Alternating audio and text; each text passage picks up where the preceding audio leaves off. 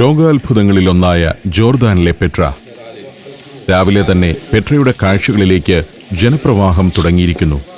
ലോകത്തിന് മുന്നിൽ നിന്നും അതീവ രഹസ്യമായി മറഞ്ഞു നിന്നിരുന്ന പെട്ര വാലി എന്ന നബാത്തിയൻ നഗരത്തിലേക്കാണ് സഞ്ചാരികൾ നടക്കുന്നത്. മലകൾക്കിടയിലൂടെ ഇടുങ്ങിയ ഒരു പാതയുണ്ട്. സിക്ക് എന്നാണ് അതറിയപ്പെടുന്നത്. ആ പാതയിലൂടെ ഇനിയും കിലോമീറ്ററുകൾ നടന്നാൽ മാത്രമേ പുരാതന പെട്രയുടെ നഗരഭാഗങ്ങളിലേക്കെത്തൂ. സിക്കിന്റെ സ്വാഗത ഫലകം ഇവിടെയുണ്ട്. ആ ഇടുങ്ങിയ പാതയുടെ പ്രവേശന കവാടത്തിൽ പഴയ നബാത്തിയൻ പടയാളികളുടെ വേഷഭൂഷാദികളോടെ 2 പേർ നിൽപ്പുണ്ട്. അവരുടെ കൂടെ നിന്ന് സന്ദർശകർക്ക് ഫോട്ടോ എടുക്കാം. പണമൊന്നും നൽകേണ്ടതില്ല. ചിലരൊക്കെ അവസരം ഉപയോഗപ്പെടുത്തുന്നുണ്ട്. ഇതായിരുന്നു പഴയകാലത്തെ നബാത്തിയൻ ഭടന്മാരുടെ വേഷം. ഈ സിക്കിൽ ഒരു കാലത്ത് അവർ കാവൽ നിന്നിരുന്നു. ഇതിനുള്ളിലേക്ക് പുറത്തുനിന്ന് ആരും കടന്നു വരാൻ നബാത്തിയന്മാർ ഇഷ്ടപ്പെട്ടിരുന്നില്ല. പുറം ലോകത്തു നിന്നും മറച്ച് അവർ സംരക്ഷിച്ചിരുന്ന നഗരമായിരുന്നു പെട്ര. അത്ഭുതങ്ങളുടെ ഒരു ലോകമാണത്. ഈ ഇടുങ്ങിയ പാതയിലൂടെ 1200 മീറ്റർ നടന്നെങ്കിൽ മാത്രമേ പെട്രയുടെ പ്രധാന നഗരഭാഗത്തേക്ക് എത്തുകയുള്ളൂ. ചില ഭാഗത്ത് 3 മീറ്റർ മാത്രവും മറ്റു ചിലയിടങ്ങളിൽ 12 മീറ്റർ വരെയുമാണ് സിക്കിന്റെ വീതി. നഗരത്തിലേക്ക് ജലം കൊണ്ടുപോയിരുന്ന കനാലാണ് ഈ കാണുന്നത്. 2000 വർഷം മുൻപത്തെ അക്വാഡക്റ്റ്. അന്നത്തെ കാലത്ത് ജനജീവിതം സുഖകരമാക്കുന്നതിനു വേണ്ട എല്ലാ മികച്ച സംവിധാനങ്ങളും ഈ നബാത്തിയൻ നഗരത്തിൽ ഉണ്ടായിരുന്നു. പാറയും സൂര്യപ്രകാശവും നിഴലുമെല്ലാം ചേർന്ന് ഓരോ ഭാഗത്തും ഓരോ രീതിയിലുള്ള കാഴ്ചകൾ സമ്മാനിക്കുന്നു. വെയിൽ പതിക്കുന്ന പാറയുടെ നിറവും ആ പ്രകാശം പ്രതിഫലിച്ചെത്തി പതിക്കുന്ന പാറയുടെ നിറവും നിഴൽ വീണ പാറയുമെല്ലാം ചേർന്ന് വർണ്ണങ്ങളുടെ ഒരു വിസ്മയാവഹമായ സങ്കലനം. വഴിയിൽ നിൽക്കുന്ന ആളുകളുടെ വലിപ്പവുമായി താരതമ്യം ചെയ്യുമ്പോൾ ഈ പാറയിടുക്കിന്റെ വലിപ്പം വ്യക്തമാവുന്നു. പലയിടത്തും 80 മീറ്റർ വരെയാണ് പാറകളുടെ ഉയരം. ചിലയിടത്ത് ഒരു വിള്ളലിലൂടെ ആകാശത്തിന്റെ കീറ് കാണാം. ചരിത്രാതീത കാലത്തെങ്ങോ നല്ല ശക്തിയിൽ ജലം കുത്തിയൊലിച്ച് രൂപപ്പെട്ടതാണ് ഈ പാറയിടുക്ക്. നബാത്തിയന്മാരുടെ കാലത്ത് ഈ പാറയിടുക്കിനപ്പുറം വലിയൊരു പട്ടണം ഒളിച്ചിരിപ്പുണ്ടെന്ന് ആർക്കും അറിയുമായിരുന്നില്ല. 1 കിലോമീറ്ററിലേറെ നീളത്തിൽ ഒരു പാറയിടുക്ക്. ഗുഹകളും തുറസായ ഭാഗങ്ങളും വളരെ ഇടുങ്ങിയ വഴികളുമെല്ലാമായി ഒരു പ്രദേശം. സിക്കിന്റെ കുറേ ഭാഗം പ്രകൃതി തന്നെ രൂപപ്പെടുത്തിയതാണെങ്കിൽ കുറച്ചു ഭാഗം നബാത്തിയന്മാർ വെട്ടിയുരുക്കി ഉണ്ടാക്കിയതാണ്. വെയിൽ നേരിട്ട് പതിക്കുന്നില്ലെന്നതിനാൽ സിക്കിലൂടെയുള്ള നടത്തം സുഖകരമാണ്. ഒരു കാലത്ത് അറേബ്യയിൽ അങ്ങോളമിങ്ങോളം വേരുകളുണ്ടായിരുന്ന വർത്തക സമൂഹമായിരുന്നു നബാത്തിയന്മാർ. ഒരിടത്തും അധികകാലം വാസമുറപ്പിക്കില്ല എന്നതായിരുന്നു അവരുടെ പൊതു സ്വഭാവം. എന്നാൽ പെട്ര അവരുടെ സ്ഥിരം സങ്കേതമായി. പുറം ലോകത്തു നിന്നും മറഞ്ഞിരുന്ന് ഇവിടെ അവർ തങ്ങളുടേതായ ഒരു സംസ്കാരം പടുത്തുയർത്തി. AD 1-ാം നൂറ്റാണ്ടിൽ റോമൻ ചക്രവർത്തിയായിരുന്ന ട്രാജൻ നബാത്തിയന്മാരെ കീഴ്പ്പെടുത്തി അവരുടെ അധീനതയിലുണ്ടായിരുന്ന പ്രദേശങ്ങൾ തന്റെ സാമ്രാജ്യത്തിലേക്ക് ചേർക്കുന്നതുവരെ തുടർന്നു ആ പ്രതാപം. പ്രകൃതി രൂപപ്പെടുത്തിയ വലിയൊരു വിസ്മയമാണ് ഈ ഇടനാഴിയെന്ന് എനിക്ക് തോന്നി. പല വർണ്ണങ്ങൾ, പല ശില്പങ്ങൾ. ഇങ്ങനെയൊരു സ്ഥലം ലോകത്ത് മറ്റൊരിടത്തില്ല. എത്ര ഫോട്ടോ എടുത്താലും മതിവരാത്ത കാഴ്ചകളാണ് ഇവിടെയുള്ളത്. ദൈവത്തിന്റെ ഏറ്റവും വിശിഷ്ടമായ വരദാനമാണ് വെള്ളമെന്ന് നബാത്തിയന്മാർ വിശ്വസിച്ചിരുന്നു. ഒരു കാലത്ത് വെള്ളം ഒഴുകിയിരുന്നതും പിന്നീട് തങ്ങൾ വെള്ളം കൊണ്ടുപോകുന്നതിനായി കനാലുകൾ നിർമ്മിച്ചതുമായ സിക്കിൽ അവർ ധാരാളം ദേവശില്പങ്ങളും പ്രതീകങ്ങളും കൊത്തിവെച്ചു. ഇത് അത്തരമൊന്നാണ്.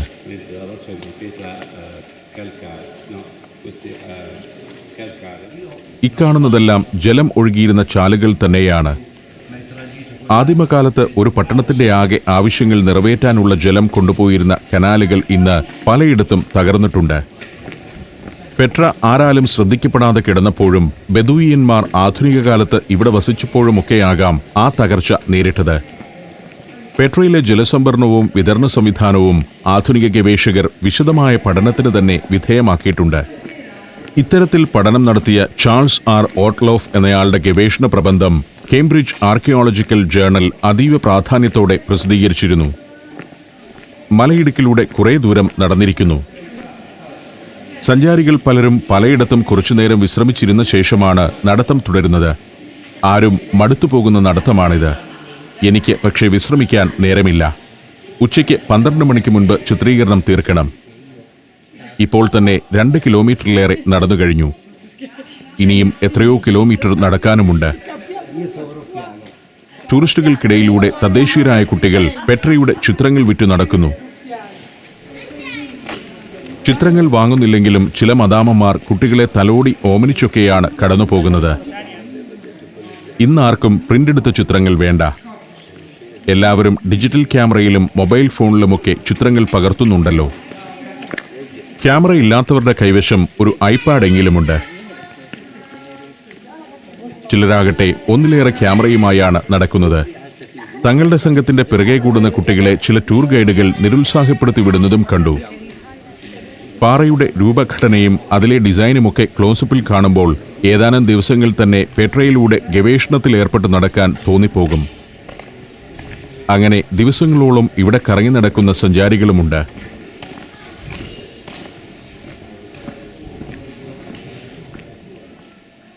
ഇവിടെയുമുണ്ട് ഒരു ജിൻ ബ്ലോക്ക്. ഏതോ നബാത്തിയൻ പ്രമുഖന്റെ ശവകുടീരമാണ്. പക്ഷേ ആ നബാത്തിയൻ കരവിരുതിനേക്കാൾ എന്നെ ആകർഷിക്കുന്നത് മലയിൽ പ്രകൃതി കൊത്തിവച്ചിരിക്കുന്ന ശില്പങ്ങളാണ്. എത്രയോ നൂറ്റാണ്ടുകളുടെ മഴയും കാറ്റുമേറ്റ് രൂപപ്പെട്ട സുന്ദര ശില്പങ്ങൾ. പാറയുടെ വർണ്ണങ്ങൾ അതിന്റെ മാറ്റുകൂട്ടുന്നു.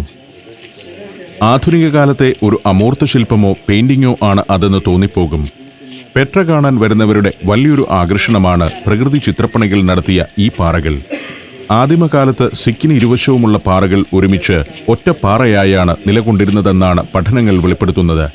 പാറയുടെ ചെറുവിടവിലൂടെ വാദിമൂസയിൽ അന്ന് നിറഞ്ഞു നിന്നിരുന്ന ജലം പ്രവഹിക്കുകയും അങ്ങനെ പാറ തേഞ്ഞ് വലിയൊരു വിടവ് രൂപപ്പെടുകയുമായിരുന്നു. ആ വിടവിലൂടെ ശക്തമായ കാറ്റടിച്ചതും ഭിത്തിയിൽ ചിത്രപ്പണികൾ രൂപപ്പെടാൻ കാരണമായി. ജിൻ ബ്ലോക്കിനരികെ നിന്ന് മറ്റൊരു ഗൈഡ് തന്റെ കൂടെയുള്ളവർക്ക് പെട്രയുടെ കഥ പറഞ്ഞുകൊടുക്കുന്നുണ്ട്. പെട്രയെക്കുറിച്ച് നന്നായി പഠിച്ചവർ തന്നെയാണ് ഈ ഗൈഡുകൾ. പക്ഷേ ഊഹാപോഹങ്ങൾ തട്ടിവിടുന്നവരും കുറവല്ല. തിരിഞ്ഞു നോക്കുമ്പോൾ സഞ്ചാരികളുടെ കൂടുതൽ സംഘങ്ങൾ സിക്കിലേക്ക് ഇറങ്ങി വരുന്നത് കാണാം. ഞാൻ വീണ്ടും പാറയിടുക്കിലെ വഴിയിലൂടെ നടത്തം തുടരുകയാണ്. ഒരു കാലത്ത് മുകളിൽ നിന്നും അടർന്നു വീണ പാറക്കല്ലുകളാണ് ഈ കാണുന്നത്. കൂറ്റനൊരു പാറ. അത് വഴിയെ തടസ്സപ്പെടുത്തിയിട്ടില്ല എന്നത് ആശ്വാസം. വൻ വിജയം നേടിയ നിരവധി സിനിമകൾക്ക് ലൊക്കേഷനായിട്ടുണ്ട് പെട്രയും അവിടേക്കുള്ള വഴിയായ സിക്കിം. Indiana Jones and the Last Crusade, Arabian Nights, Passion in the Desert, Mortal Kombat, the Mummy Returns, Sinbad and the Eye of the Tiger എന്നിങ്ങനെ നിരവധി ചിത്രങ്ങൾ. ഗവേഷകർ പേവ്ഡ് റോഡ് എന്നാണ് ഈ പാതയ്ക്ക് നൽകിയിരിക്കുന്ന വിശേഷണം. BC 1-ാം നൂറ്റാണ്ടിൽ നബാത്തിയന്മാർ ലൈംസ്റ്റോൺ ബ്ലോക്കുകൾ പാകി സുന്ദരമാക്കിയ വഴി. സിക്കിന്റെ വലിയൊരു ഭാഗം മുഴുവൻ ഈ വിധത്തിൽ മുറിച്ച കല്ലുകൾ പാകി സൗകര്യപ്രദമാക്കിയിരിക്കുന്നു. സിക്കിന് ഓരോ ഭാഗത്തും ഓരോ ഭാവമാണ്. വളരെ വിശാലമായ ഒരു ഭാഗത്തു നിന്നും പെട്ടെന്ന് അത് ഇടുങ്ങിയ രൂപത്തിലേക്ക് പരിണമിക്കുന്നു. പുറം നാടുകളിൽ കച്ചവടത്തിന് പോകുന്ന നബാത്തിയൻ വണിക്കുകളുടെ സംഘങ്ങൾ ഒട്ടകക്കൂട്ടങ്ങളുമായുള്ള യാത്രയ്ക്കാണ് സിക്കിനെ കൂടുതലായും ഉപയോഗപ്പെടുത്തിയിരുന്നതെന്നാണ് പഠനങ്ങളിൽ നിന്നും വ്യക്തമായിട്ടുള്ളത്. 1998-ൽ ഇവിടെ നടന്നിരുന്ന ചില ഉത്ഖനനങ്ങളിൽ നബാത്തിയൻ കാലത്തെ ഏതാനും പ്രതിമകൾ കണ്ടെടുക്കുകയുണ്ടായി. 2 ഒട്ടകങ്ങളെ വീതം തെളിച്ചു നീങ്ങുന്ന 2 നബാത്തിയൻ വ്യാപാരികളുടെ രൂപങ്ങൾ കൊത്തിയ ശിലയായിരുന്നു അതിൽ പ്രധാനം. ബേറ്റലി എന്നറിയപ്പെടുന്ന വിശുദ്ധശിലകളായിരുന്നു മറ്റൊരു കണ്ടെത്തൽ. വിശുദ്ധശിലകൾ അവിടവിടെ സ്ഥാപിച്ചിരുന്നതിനാൽ നബാത്തിയന്മാർ ഇതൊരു പാവനമായ പാതയായാണ് കണക്കാക്കിയിരുന്നതെന്നാണ് ഗവേഷക മതം. സബിനോസ് അലക്സാൻഡ്രോസ് സ്റ്റേഷൻ എന്നൊരു ഭാഗമുണ്ട് ഇവിടെ. നബാത്തിയൻ കാലത്ത് മതപരമായ കർമ്മങ്ങൾക്ക് നേതൃത്വം നൽകിയിരുന്ന സബിനോസ് എന്നയാൾ സ്ഥാപിച്ച ഏതാനും വിശുദ്ധശിലകളാണ് ഇവിടുത്തെ കാഴ്ച. ദുഷര എന്ന ദൈവത്തിന്റെ പ്രീതിക്ക് വേണ്ടിയുള്ളതായിരുന്നു ഈ വിശുദ്ധശിലകൾ. BC 2-ാം നൂറ്റാണ്ടിലോ 3-ാം നൂറ്റാണ്ടിലോ ആയിരിക്കാം ഇതിവിടെ കൊത്തിവെച്ചതെന്നാണ് കരുതപ്പെടുന്നത്. വേറൊരു ഭാഗത്ത് ഒട്ടകവുമായി പോകുന്ന വർത്തക സംഘത്തിന്റെ ശില്പമാണ് ഉണ്ടായിരുന്നത്. 2000 വർഷം കൊണ്ട് അത് തേഞ്ഞും തകർന്നും ഈ വിധമായിരിക്കുന്നു. ആ ഭാഗവും പിന്നിട്ടു നടക്കുമ്പോൾ ഇവിടെ വഴിയുടെ ഇരുവശത്തും വെള്ളം കൊണ്ടുപോയിരുന്ന ചാലുകൾ കാണാം. ഇതൊരു വിശ്രമ കേന്ദ്രം കൂടിയാണ്. ഇവിടെയും പടുകൂറ്റൻ പാറക്കെട്ടുകളിൽ പ്രകൃതി വരച്ച ചിത്രങ്ങൾ കാണാം. ചൈനീസ് അക്ഷരങ്ങളാണിതെന്ന് തോന്നിപ്പോകുന്നു. ഇരുന്നും വിശ്രമിച്ചും സമയമെടുത്ത് കണ്ടും ആസ്വദിച്ചും നടക്കുകയാണെങ്കിൽ ഒരു ദിവസം മുഴുവൻ പെട്രയിൽ ചിലവഴിക്കാം. പക്ഷേ അത് തണുപ്പുകാലത്തായിരിക്കണം. വേനലിന്റെ അവസാന നാളുകളാണിതെങ്കിലും പെട്രയിൽ ഇപ്പോൾ നല്ല ചൂടാണ്. പാറകളുടെ തണലുള്ളതിനാൽ സിക്കിലൂടെ നടക്കുമ്പോൾ ചൂട് അനുഭവപ്പെടുന്നില്ല. പക്ഷേ ഇവിടെ നിന്നും പുറത്തിറങ്ങിക്കഴിഞ്ഞാൽ പൊള്ളുന്ന വെയിലും ചൂടും അനുഭവിക്കണം. ഈ പ്രദേശത്തിന്റെ അത്ഭുത കാഴ്ചയിൽ വെയിലും ചൂടുമൊക്കെ നാം വിസ്മരിച്ചു പോകും. 2000 വർഷം മുൻപ് ഇവിടെ വസിച്ച മനുഷ്യർ കടുത്ത ദൈവവിശ്വാസികളായിരുന്നു അവർ. ചിലയിടത്ത് നടന്നെത്തുമ്പോൾ സൂര്യവെളിച്ചം പാറയിലേക്ക് ഊർന്നു വീഴുന്ന കാഴ്ച കാണാം. അതോടെ പാറകൾ അരുണവർണ്ണമണിയുന്നു. അങ്ങനെ അതൊരു അത്ഭുതകരമായ കാഴ്ചയായി മാറുന്നു. Slovenia, Montenegro, Serbia, Panama. സഞ്ചാരം വോളിയം നമ്പർ 13. ഫുൾ HD-യിലുള്ള ഈ അപൂർവ ദൃശ്യയാത്രാ വിവരണ ശേഖരം സ്വന്തമാക്കാൻ 9995 444 222 എന്ന നമ്പറിലേക്ക് സഞ്ചാരം എന്ന് SMS ചെയ്യൂ. കുറെ കൂടി നടന്ന് മുന്നിലേക്ക് നോക്കുമ്പോൾ മലയിടുക്കിലൂടെ തിളങ്ങുന്ന പ്രകാശത്തിന്റെ ഒരു പൊത്തു കണ്ടു. സ്വർണ്ണ തിളക്കമാർന്ന ഒരു പ്രകാശക്കീറ്. അതിൽ സൂക്ഷിച്ചു നോക്കുമ്പോൾ ഒരു അത്ഭുത കാഴ്ച സാവധാനം തെളിഞ്ഞു വരികയായി. 2000 വർഷം മുൻപ് ഇവിടെ വസിച്ചിരുന്ന മനുഷ്യന്റെ കരവിരുതിന്റെയും ശില്പവിസ്മയത്തിന്റെയും ഒരു കാഴ്ചത്തുണ്ട്. അതാണ് പെട്രയിലെ ട്രഷറി. ഞാൻ അന്വേഷിച്ചു നടക്കുന്ന കാഴ്ചകളിലൊന്ന്. പെട്രയുടെ പ്രധാന കാഴ്ചകളിലേക്കുള്ള നടത്തത്തിന്റെ 1/3 ഭാഗം ഞാൻ പിന്നിട്ട് കഴിഞ്ഞു. സിക്കിൽ നിന്നും പുറത്തിറങ്ങുമ്പോഴുള്ള ആദ്യത്തെ സ്റ്റേഷൻ ട്രഷറിയാണ്. പ്രകൃതിയുടെ അത്ഭുതങ്ങൾക്ക് നടുവിൽ മനുഷ്യൻ കൂട്ടിച്ചേർത്ത് വെച്ച അത്ഭുതമാണ് ട്രഷറി ബിൽഡിംഗ്. ആ ഒരു കീറ് കാഴ്ച എൻ്റെ ആവേശം വർദ്ധിപ്പിക്കുകയാണ്. 2 കിലോമീറ്ററിലേറെ നടന്നു കഴിഞ്ഞുവെന്നും ക്ഷീണിച്ചുവെന്നുമുള്ള ചിന്തയില്ലാതെ അവിടേക്ക് നടക്കാനാവുന്നു. ഇതാ അൽ ഖസാനെ എന്നറിയപ്പെടുന്ന ട്രഷറി ഓഫ് പെട്രയുടെ കൂടുതൽ ഭാഗങ്ങൾ മലയിടുക്കിലൂടെ കാണുന്നു. ആ കെട്ടിടം പൂർണ്ണമായ തോതിൽ കാണുന്നതിനേക്കാൾ ഈ കാഴ്ചയ്ക്കാണ് ഭംഗി കൂടുതലെന്ന് എനിക്ക് തോന്നി. അതിന് ചുവട്ടിൽ നിൽക്കുന്ന മനുഷ്യരൊക്കെ വളരെ നിസാരരായി കാണപ്പെടുന്നു. ഞാൻ ആവേശത്തോടെ ട്രഷറി ഓഫ് പെട്രയെ സമീപിക്കുകയാണ്. അൽ ഖസാനെ അല്ലെങ്കിൽ ദ ട്രഷറി എന്നാണ് ഇതിന് ഗവേഷകർ നൽകിയിരിക്കുന്ന നാമം. ട്രഷറിയുടെ മുന്നിൽ കൂടി നിൽക്കുന്ന സഞ്ചാരികളുണ്ട്. നാട്ടുകാരായ ഗൈഡുകളും കച്ചവടക്കാരുമുണ്ട്. ഒട്ടകങ്ങളും കഴുതകളും കുതിരകളുമെല്ലാമുണ്ട്. അനുനിമിഷം ഇവിടെ പെരുകുന്ന ജനക്കൂട്ടത്തിന്റെ ആദ്യ സംഘമാണ് ഇത്. മലകളുടെ നടുവിലുള്ള വലിയൊരു നടുമുറ്റത്തിന്റെ ഒരു കോണിലാണ് ട്രഷറി. പുരാതനമായ റോമൻ ക്ഷേത്രത്തെ പോലെ മലയിൽ വെട്ടിയുണ്ടാക്കിയ കെട്ടിടം അങ്ങനെ നിൽക്കുന്നു. ഭംഗിയുള്ള ക്യാപിറ്റലോടുകൂടിയ ഉരുളൻ തൂണുകൾ, ചുവരിൽ ശില്പങ്ങൾ. കല്ലുകൊണ്ട് പടുത്തതല്ല ഇത്, പാറയിൽ ഒരു ശില്പം പോലെ വെട്ടിയുണ്ടാക്കിയതാണ്. അതിഗംഭീരമായ വാസ്തുവിദ്യാശൈലി. 9 ശില്പങ്ങളാണ് മുകൾ നിലയിൽ മാത്രമുള്ളത്. കാലത്തിന്റെ കരസ്പർശമേറ്റ് അവയെല്ലാം തേഞ്ഞുപോയിരിക്കുന്നു. ട്രഷറി എന്നാണ് പേരെങ്കിലും ഇത് യഥാർത്ഥ ഖജനാവായിരുന്നോ എന്നത് സംബന്ധിച്ച് ഇപ്പോഴും വ്യക്തമായ വിവരമില്ല. BC 9 മുതൽ AD 40 വരെ നബാത്യൻ രാജാവായിരുന്ന അറൈറ്റസ് ഫിലോപാട്രിസിന്റെ കാലത്താണ് ഈ കെട്ടിടം നിർമ്മിക്കപ്പെട്ടതെന്നാണ് കരുതപ്പെടുന്നത്. ഒരു ക്ഷേത്രമോ രാജകീയ ശവകുടീരമോ ആയിരുന്നു ഇത്. 19-ാം നൂറ്റാണ്ടിൽ ഇവിടെ ഉണ്ടായിരുന്ന ബന്ധുക്കളാണ് ഇതിന് ട്രഷറി എന്നർത്ഥം വരുന്ന അൽ ഖസാനെ എന്ന് പേരിട്ടത്. മോശയുടെ കാലത്ത് ഈജിപ്ഷ്യൻ ഫറവോമാരുടെ ഒരു ട്രഷറി ഇതിലുണ്ടായിരുന്നെന്ന് ബന്ധുക്കൾ വിശ്വസിച്ചു. ട്രഷറി എവിടെയാണ് നിൽക്കുന്നതെന്ന് മനസ്സിലാക്കാനാണ് ഞാൻ ഈ പരിസരം കാണിക്കുന്നത്. ട്രഷറിയുടെ മുന്നിലും കുന്തവും പരിചയവുമായി 2 ഭടന്മാരുണ്ട്. പണ്ട് ഞാനിവിടെ വന്നപ്പോൾ ട്രഷറി ബിൽഡിങ്ങിനകത്ത് കയറിയിരുന്നു. പക്ഷേ ഇപ്പോൾ അകത്തേക്ക് പ്രവേശനമില്ല. ഉത്ഖനനം നടക്കുന്ന ചിലയിടങ്ങൾ കമ്പിവല കൊണ്ട് മൂടിവെച്ചിരിക്കുന്നു. വളരെ സൂക്ഷ്മതയോടെ സംരക്ഷിക്കപ്പെടുകയാണ് ഇപ്പോൾ ട്രഷറി. ചുവട്ടിൽ നിൽക്കുമ്പോഴാണ് ഈ മഹാനിർമ്മിതിയുടെ വലിപ്പത്തെക്കുറിച്ച് ബോധ്യം വരുന്നത്. കെട്ടിടത്തിനകത്തേക്ക് ക്യാമറയുടെ ലെൻസ് ഒന്ന് സൂം ചെയ്തു നോക്കി. അകത്ത് പ്രകൃതിദത്തമായ കുറെ ചുവർ ചിത്രങ്ങൾ മാത്രമേ ഉള്ളൂ. ഇരുട്ടാണ് ഇവിടെ. സാൻഡ്സ്റ്റോണിന്റെ ഈ മലയുടെ ഒരു ഭാഗത്തെയാണ് കെട്ടിടമാക്കി മാറ്റിയിരിക്കുന്നത്. നിരവധി മുറികളുള്ള ഒരു കെട്ടിടം. മനോഹരമായ പൂമുഖവും കൊറിന്ത്യൻ ശൈലി പ്രതിഫലിക്കുന്ന തൂണുകളും. കവാടങ്ങളിലും അതിൻ്റെ പടികളിലുമൊക്കെ കൊത്തുപണികൾ. ഭൂമിക്കടിയിലുമുണ്ട് ഒരു നില. 3 നില കെട്ടിടമാണ് ട്രഷറി. കൊത്തുപണിയും മലയുടെ സ്വാഭാവികമായ ചുവപ്പു നിറവും വെയിലേറ്റുള്ള അതിൻ്റെ തിളക്കവുമെല്ലാം ഇതിനെ ഒരു വിസ്മയ കാഴ്ചയാക്കുകയാണ്. 2ാം നിലയിലെ ആ കിരീടച്ചുവട്ടിലുള്ള സിലിണ്ടർ ആകൃതിയിലുള്ള ഭാഗത്ത് നിറയെ ഫറവോയുടെ കാലത്തെ നിധി ഇരിപ്പുണ്ടെന്നായിരുന്നു ബദുക്കളുടെ വിശ്വാസം. വെടിയുണ്ടയേറ്റ പാടുകൾ ഇതിൽ കാണാം. താഴെ നിന്നും വെടിയുതിർത്ത് അത് തകർത്ത് നിധിയെടുക്കാൻ ഒരു ശ്രമം ബദുക്കൾ നടത്തിയിരുന്നു. കെട്ടിടത്തിൽ ജിന്നുകൾ വസിക്കുന്നുണ്ടെന്ന വിശ്വാസം നേരെ കയറി ചെന്ന് ഇത് വെട്ടിപ്പൊളിക്കുന്നതിൽ നിന്നും ബദുക്കളെ പിന്തിരിപ്പിക്കുകയും ചെയ്തു.